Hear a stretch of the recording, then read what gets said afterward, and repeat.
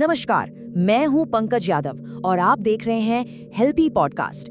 आज के इस गहन विश्लेषण में हम बात करने वाले हैं दुनिया के सबसे पावरफुल सुपर कंप्यूटर की, यानी हमारा अपना दिमाग। आज हम A to Z ये पूरा तरीका समझेंगे कि माइंड को पूरी तरह कंट्रोल कैसे करें, वो भी एकदम सही और साइंटिफिक तरीके से। तो चलिए एक प्रोफेशनल अप्रोच के साथ अपने आंतरिक संसार की स्टीयरिंग व्हील वापस अपने हाथों में लेने की ये मास्टर क्लास शुरू करते हैं। लेकिन आगे बढ़ने से पहले एक बहुत बड़ा फिलोसॉफिकल सवाल है जिस पे हमें विचार करना चाहिए। क्या हमारा मन हमारा मालिक है या हमारा सेवक? सोचिए जरा। विज्ञान हमें बताता है कि हमारे दिमाग में हर दिन लगभग 40 से 50 हजार विचार आते हैं। और चौंकाने वाली बात पता है क्या है? इनमें से 80% विचार पूरी तरह नेगेटिव होते हैं। ये आंकड़ा साफ बताता है कि अगर मन को हमने खुद दिशा नहीं दी तो ये हमें अपनी मनमर्जी की दिशा में बहा ले जाएगा। तो इस पूरी प्रक्रिया को आसानी से समझने के लिए हमने इसे 4 हिस्सों में बांटा है। पहला, माइंड कंट्रोल की फिलॉसफी। दूसरा, अवचेतन मन यानी सबकॉन्शियस की प्रोग्रामिंग। तीसरा, रोजाना की मेंटल हेल्थ आदतें। और चौथा, कुछ एडवांस्ड फिजिकल प्रैक्टिस। तो सीधे आते हैं हमारे पहले चरण पर, माइंड कंट्रोल की फिलॉसफी।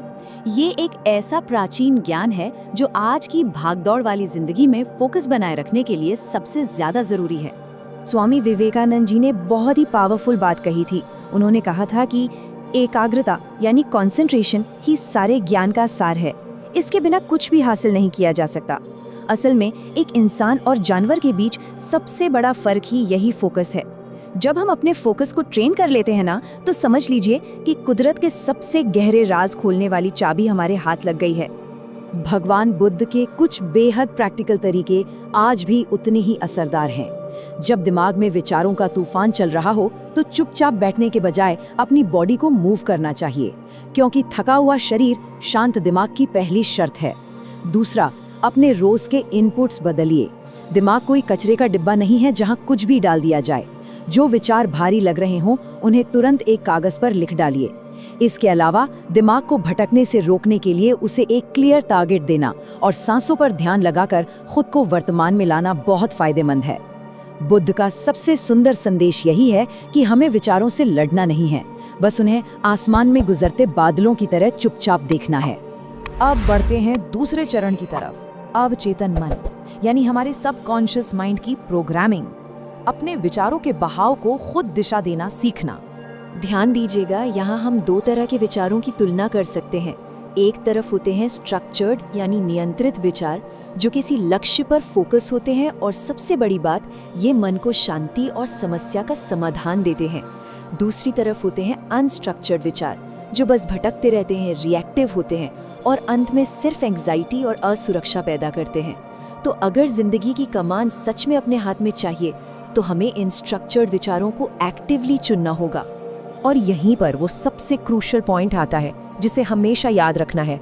जैसे ही कोई नेगेटिव विचार आए उसे वहीं तुरंत रोके और बिना एक सेकंड गवाए उसे किसी पॉजिटिव विकल्प से रिप्लेस कर दे। ऐसा करना इसलिए जरूरी है क्योंकि हम वही बन जाते हैं जिस पर हम लगातार विश्वास करते हैं। शुरू में शायद थोड़ा मुश्किल लगे, लेकिन प्रैक्टिस के साथ हम अपने सबकॉन्शियस माइंड को सक्सेस के लिए पूरी तरह प्रोग्राम कर सकते हैं।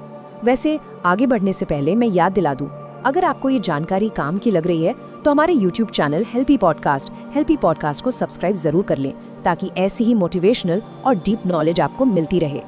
चलिए अब तीसरे चरण पर आते हैं, रोजाना की मेंटल हेल्थ आदतें। ये वो step by step daily routine है जो हमें अंदर से फौलाद बनाता है। ये 5 आदतें किसी गेम चेंजर से कम नहीं है। पहला, सुबह उठते ही फोन चेक करना बंद करना होगा। इससे दिमाग में कॉर्टिसोल नाम का स्ट्रेस हार्मोन स्पाइक नहीं होगा और दिमाग रिएक्ट मोड में जाने से बचेगा। दूसरा, रोज 20 से 30 मिनट की फिजिकल मूवमेंट। तीसरा, एक ग्रैटिट्यूड जर्नल लिखना जो नेगेटिविटी को काटता है। चौथा, दिमाग से टॉक्सिन्स निकालने के लिए 6 से 8 घंटे की अच्छी नींद लेना। और पांचवा, दिन के कम से कम 20 मिनट बाहर प्रकृति के बीच बिताना। अगर कभी अचानक से बहुत एंग्जाइटी फील हो तो शांत होने की एक जबरदस्त बायोलॉजिकल ट्रिक है 478 ब्रीदिंग तकनीक। ये बिल्कुल आसान है। 4 सेकंड तक धीरे धीरे सांस अंदर लें, फिर 7 सेकंड तक सांस को रोक कर रखें और फिर आराम से 8 सेकंड तक सांस बाहर छोड़ें। ये पैटर्न हमारी वेगस नर्व को एक्टिवेट करता है और दिमाग को तुरंत रिलैक्स होने का डायरेक्ट सिग्नल भेजता है। इसे आप कहीं भी और कभी भी कर सकते हैं। अब सवाल उठता है कि क्या ये सब एक दिन में हो जाएगा? बिल्कुल नहीं। विज्ञान बताता है कि किसी भी नई दिनचर्या को शुरू करने में कम से कम 21 दिन लगते हैं। ये बस एक एडजस्टमेंट पीरियड है, लेकिन उससे पूरी तरह ऑटोमेटिक आदत बनने में लगभग 66 दिन यानी करीब 2 महीने लग जाते हैं। तो असली जादू कंसिस्टेंसी में छिपा है, बस डटे रहना है और प्रैक्टिस करते रहना है। और अब हम पहुंच गए हैं इस मास्टर क्लास के आखिरी और चौथे चरण पर, एडवांस्ड फिजिकल प्रैक्टिस, योग और त्राटक क्रिया के जरिए मन पर अल्टीमेट मास्टरी हासिल करना। कभी कभी हमारा मन बिना वजह बहुत भारी हो जाता है या रोने का मन करता है। ऐसे में कुछ खास योगासन किसी जादू की तरह काम करते हैं। बालासन नर्वस सिस्टम को डीपली रिलैक्स करता है। भुजंगासन सीने को खोलता है जिससे उदासी कम होती है। शवासन परम शांति के लिए है और अनुलोम विलोम हमारी भावनाओं को पूरी तरह बैलेंस कर देता है। ये अभ्यास शरीर में दबे हुए स्ट्रेस को बहुत सेफ तरीके से बाहर निकाल देते हैं। और अब पेश है एकाग्रता का असली ब्रह्मास्त्र, त्राटक क्रिया। ये एक बहुत ही प्राचीन योगिक क्रिया है जिसमें कि अंधेरे कमरे में बैठकर बिना पलक झपकाए किसी एक बिंदु पर लगातार ध्यान लगाया जाता है, जैसे कि दीपक की लौ। आयुष मंत्रालय भी इसकी सिफारिश करता है क्योंकि लेजर जैसा शार्प फोकस और लोहे जैसी इच्छा शक्ति विकसित करने के लिए इससे बेहतरीन तरीका कोई और नहीं है। इसे करने का सही तरीका भी समझ लीजिए। कमर बिल्कुल सीधी करके एक शांत अंधेरे कमरे में बैठना है। एक जलता हुआ दीपक बिल्कुल अपनी आंखों के लेवल पर रखना है।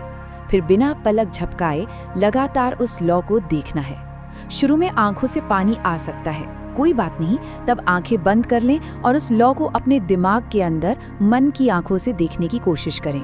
ये न सिर्फ आंखों की रोशनी बढ़ाता है बल्कि मानसिक धुंध को पूरी तरह साफ करके हमारे आज्ञा चक्र को जागृत कर देता है। इस पूरे विश्लेषण का निचोड़ इस एक गहरी लाइन में छिपा है, अपने मन को बदलने की कोशिश मत करो, उसे देखना शुरू करो। शांति वहां नहीं है जहां विचार खत्म हो जाते हैं, बल्कि शांति वहां है जहां उन विचारों से प्रभावित होना बंद कर दिया जाए। सच्चा माइंड कंट्रोल जोर जबरदस्ती नहीं है, बल्कि एक दर्शक बनकर उन्हें तटस्थ भाव से देखना है। तो अंत में एक विचारोत्तेजक सवाल के साथ हम विदा लेंगे। अगली बार जब कोई नेगेटिव विचार आए तो क्या हम उसमें बह जाएंगे या फिर एक मजबूत चट्टान की तरह खड़े रहकर उसे एक बादल की तरह गुजरते हुए देखेंगे? फैसला पूरी तरह हमारे हाथ में है। मन को कंट्रोल करने के तरीके का ये विश्लेषण यहीं संपन्न होता है। मैं था आपका होस्ट पंकज यादव। हेल्पी पॉडकास्ट पर हमारे साथ जुड़ने के लिए आपका बहुत बहुत धन्यवाद।